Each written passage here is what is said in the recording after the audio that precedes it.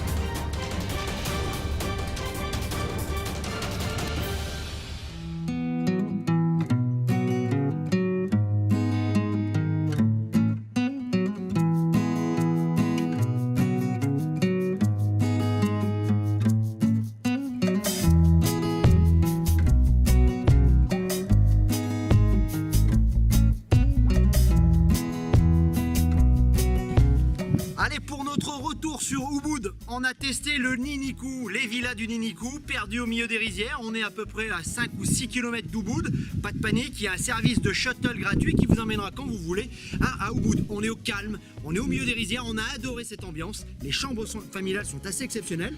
Les petites villas qui sont derrière moi sont bientôt terminées. Donc 1, 2, 3, 4, 5, il y a de quoi loger un groupe également.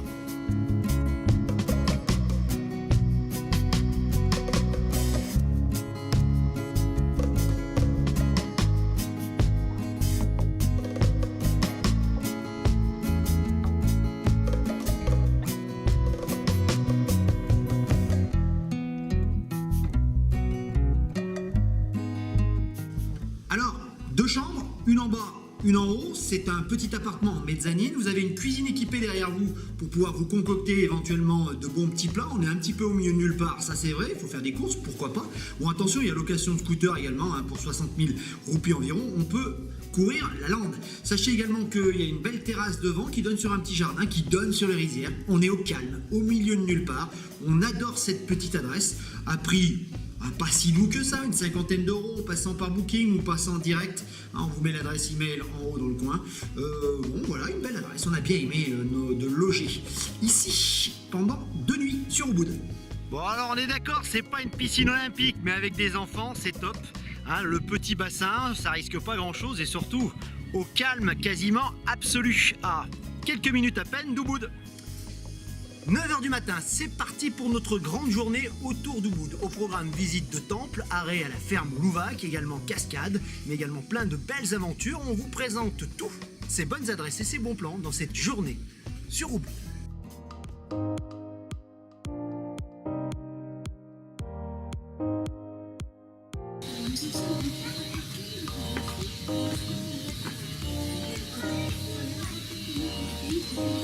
Première étape de notre journée en dehors d'Ubud, l'agrotourisme, les louvacs, le café et les terrasses de rizières. Allez.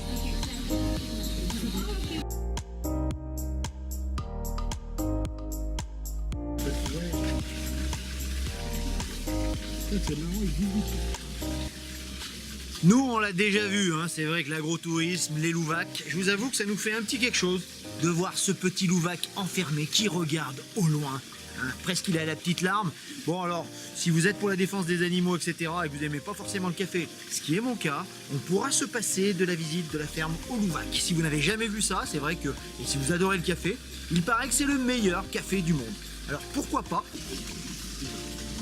C'est vrai que cette année, on a un groupe qui n'a jamais vu ça, donc on les emmène évidemment pour pouvoir faire la visite, pour pouvoir voir cette façon assez étonnante de fabriquer du café.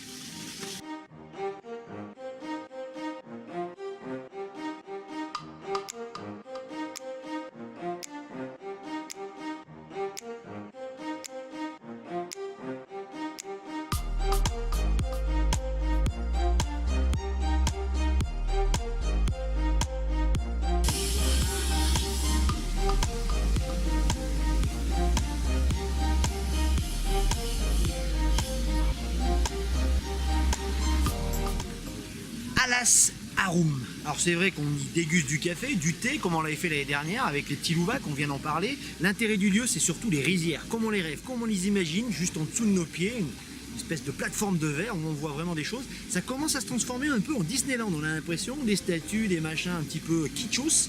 Mais bon, le paysage est beau, le lieu est plutôt sympa, très évidemment touristique, vous vous en doutez, mais c'est notre première étape.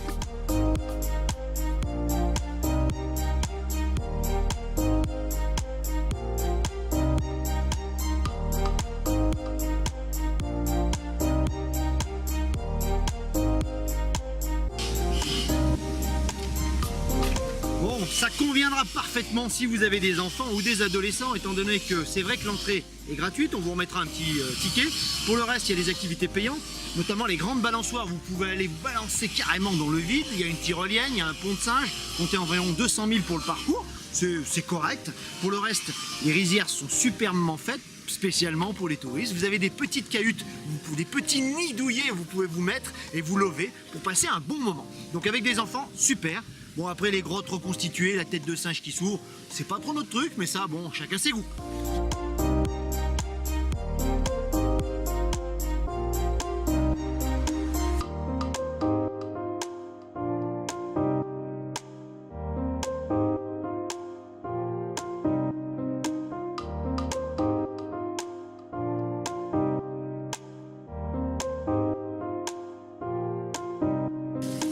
Bon, la tête de babouin, c'est un peu too much quand même, hein. Tout est fait pour le touriste, tout est fait pour qu'il dépense un petit peu son argent. Bon, c'est pas trop notre cam, mais comme je vous l'ai dit, on a un petit groupe avec des jeunes. Il y a des activités quand même assez sympas, notamment la grande balançoire au-dessus du vide et des rizières, la grande tyrolienne également. Donc bon, c'est pourquoi pas, c'est pour la première activité de la journée, c'est top. Vous pouvez quand même trouver des rizières beaucoup plus naturelles, perdues au milieu de nulle part et beaucoup plus belles, ça c'est certain, et moins touristiques surtout.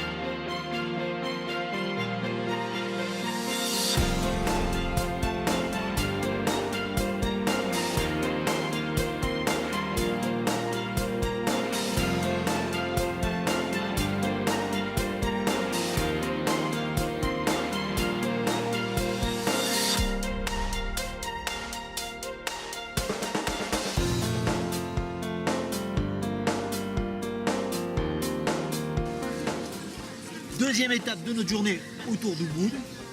Retour à Tirtampul, source sacrée, petite baignade et ablution, et on finit par nourrir les poissons.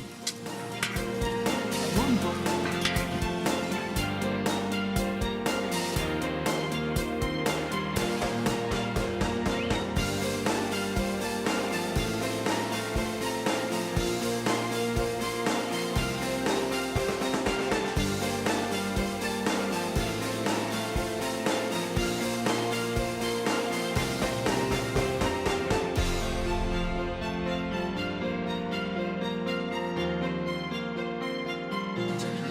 Donc petit conseil, Tirtampul, on vous l'avait déjà dit la dernière fois, c'est plutôt tôt le matin ou en fin de journée, il y a quand même beaucoup moins de monde.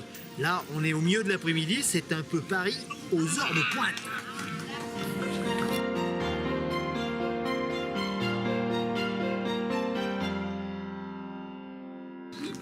Bon, faites comme nous l'année dernière, hein. Sortez par l'entrée, hein, par le petit parc, c'est pas trop autorisé, sinon vous vous tapez une espèce de labyrinthe dans les magasins babioles, on n'en sort plus, on met plus de temps au magasin que dans le temple lui-même. Allez.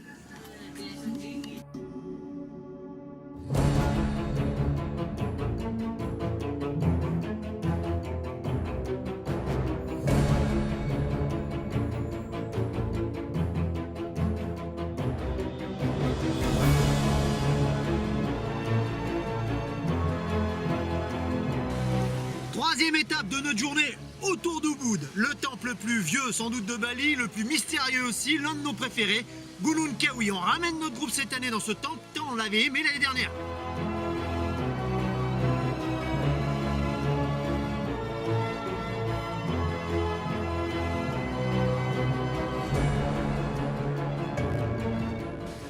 Ce temple est dans un écrin de verdure, rizières, paysages fantastiques, avec des grottes, des cascades. Notre coup de cœur incontestable sur Bali, c'est ici. Au niveau des dernières boutiques, on descend maintenant vers le temple dans la paroi creusée avec les escaliers. Tournez sur la droite, spécial Club des Baroudeurs, un bon plan dont nous seuls avons le secret.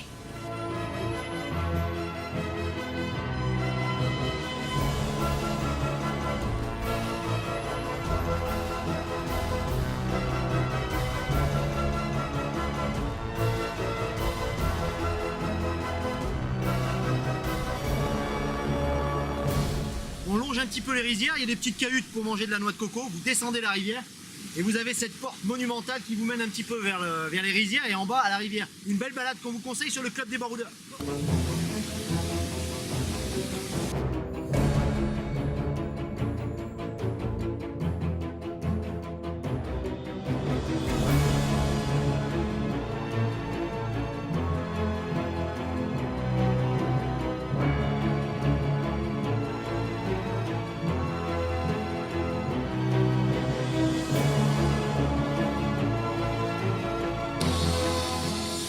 La récompense est au bout du chemin. Vous êtes quasiment les seuls au milieu de la jungle. La paroi a été complètement creusée avec sans doute des tombeaux. L'humidité ambiante, on est en train de restaurer un petit temple. Mais c'est magique, on est quoi? On est à 5 minutes à peine de Gunung Kawi, mais on n'y est déjà plus. On est sur un chemin un petit peu hors des sentiers battus, profitez-en.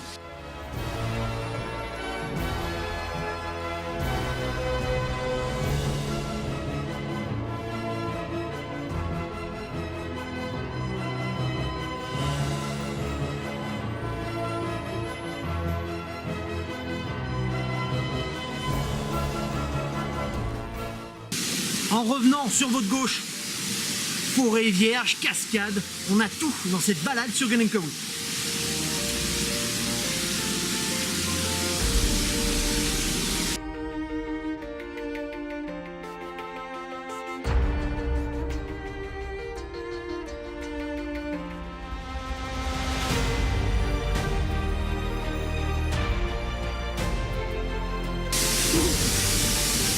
Un peu de fraîcheur après la montée et la descente des 270 marches du temple. La petite cascade qui est derrière moi est assez peu connue, on est les seuls. Ça permet d'avoir fraîcheur, un peu d'humidité. On va pas y prendre un bain, mais c'est pas l'envie qui nous en manque.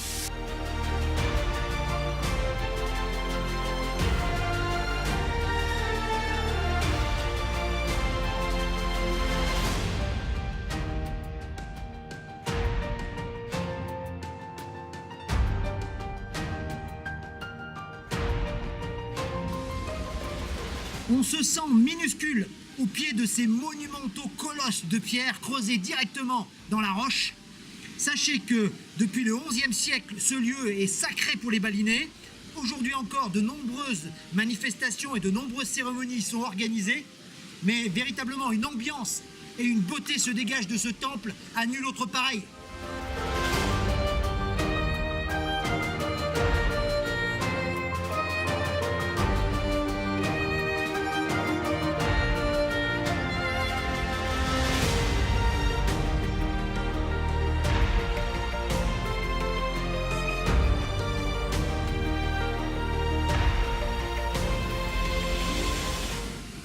Leur nom viendrait de la déesse Kandika, forme destructrice de la déesse Sakti, épouse du dieu Shiva. Selon la légende, c'est le géant mythologique Ibo Iwa qui les aurait creusés dans la roche avec ses ongles.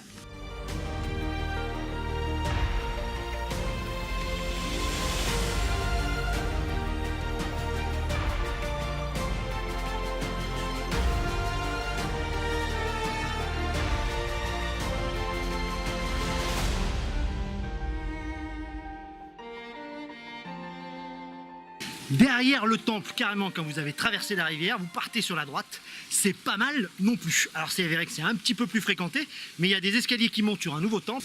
Au premier virage, on tourne à droite, on longe la paroi creusée de tombeaux ou de je ne sais quoi dans la roche. On arrive à un cul-de-sac en hémicycle, la roche creusée avec des tombeaux à l'intérieur et un petit temple central dédié sans doute au roi ou je ne sais quoi. En tout cas, on est dans un cul-de-sac, on est tout seul. Si vous voulez poursuivre la visite, il faut faire demi-tour et remonter sur le haut. Attention, ça grimpe dur.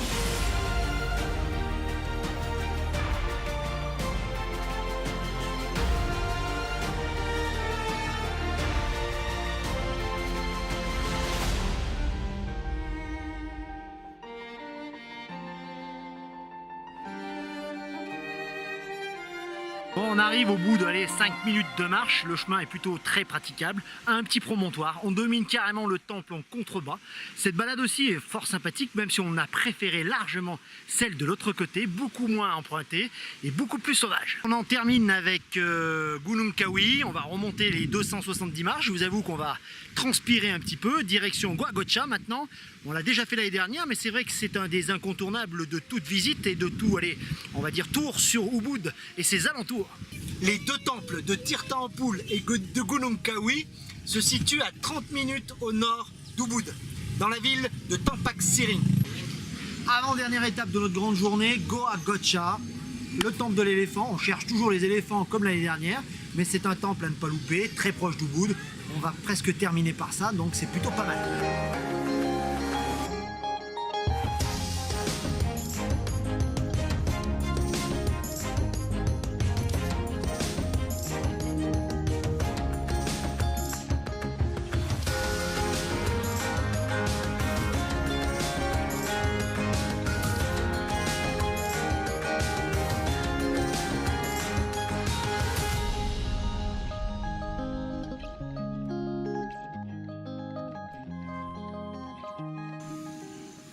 Le temple de Gua Gotcha est l'un de nos temples préférés également sur Ubud. Alors ici, pas d'architecture monumentale, que nous avons visité tout à l'heure, pas de grand temple massif, mais une grotte des éléphants, derrière moi, assez monstrueuse et effrayante que cette tête de monstre prêt à avaler le visiteur. Au fond, un ancien ermitage, et de chaque côté, Ganesha et Shiva. Sachez également que, d'après la légende, si vous vous immergez le visage avec l'eau sacrée de la grande fontaine centrale où il y a ces 6 statues de femmes avec leur jarre et ce filet d'eau qui coule, vous aurez la jeunesse éternelle. C'est toujours bon à prendre. Après Tirta Ampul, où c'était la guérison, je vous rappelle, la jeunesse éternelle. Décidément, on va rentrer de notre voyage à Bali en hyper forme.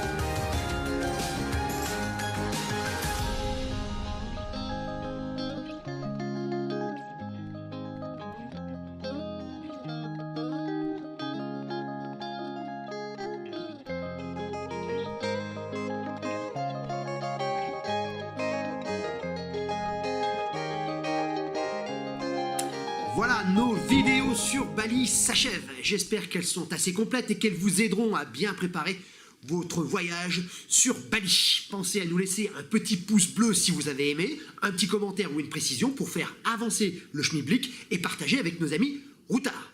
Sachez que nos aventures sur Bali ne sont pas terminées pour autant, que nous avons décidé de passer notre dernière journée, notre dernière soirée à Jimbaran. La plage est la plus proche de l'aéroport car nous partons tôt le lendemain matin, mais ce qui nous a tiré là-bas, c'est une véritable petite merveille, le temple d'Uluwatu, et surtout un spectacle magique, à la fin de journée, au coucher du soleil, le Keshak, la fameuse danse des singes.